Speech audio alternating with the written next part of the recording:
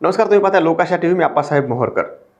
केज तालुक्यातल्या नांदूरघाट या ठिकाणी 2 शेतकऱ्यांच्या नावावर परस्पर विहीर मंजूर करून त्याची रक्कम उचलल्याचा धक्कादायक प्रकार समोर आला आहे. ही बाब शेतकऱ्यांच्या लक्षात येताच शेतकऱ्यांनी तात्काळ केज पोलीस ठाण्यात धाव घेत विहीर चोरीला गेल्याची तक्रार दाखल केली आहे. तर संबंधितावर आणि दोषींवर तात्काळ कारवाई करावी अशी मागणी त्यांनी केली आहे.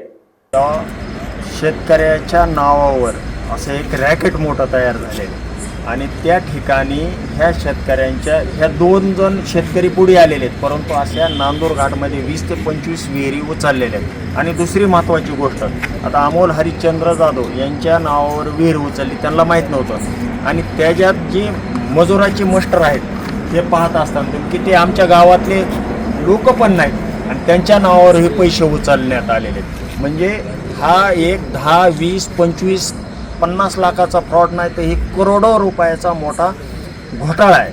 तर ज्या शेतकऱ्यांची आता ह्या शेतकऱ्यांचं असं म्हणणं आहे की आमची जी विहीर आहे शासनाचं ह्याच्यावर नियंत्रण असतं, रोजगार सेवक असतो, इंजिनियर असतो आणि मस्टर काढताना अँगल कॅमेरे फोटो असतात आणि प्रत्येक 15 दिवसाला त्याचं मस्टर तयार असतं. तर ह्या यंत्रणेत ह्यांच्या विहिरीचं काम कसं झालं, काय झालं, रेकॉर्डला काय आहे, हे गटविकास अधिकारी यांनी आणि संबंधित इंजिनियरनी सांगावी आणि यांची चोरी गेलेली विहीर तात्काळ सापडून देण्यात. आता शेवट ह्या शेतकऱ्यांनी पोलीस प्रशासनाचे दार वाजवलेले आहेत. तर आता पोलीस ही हरवलेली विहीर सापडून देतील नक्कीच, असा विश्वास आहे या शेतकऱ्यांना.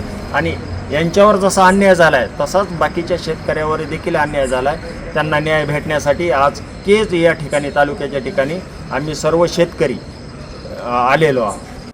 बीडसह राज्यातील ताज्या घडामोडी जाणून घेण्यासाठी आमच्या लोकाशा टीव्हीला लाईक आणि सबस्क्राईब करायला विसरू नका.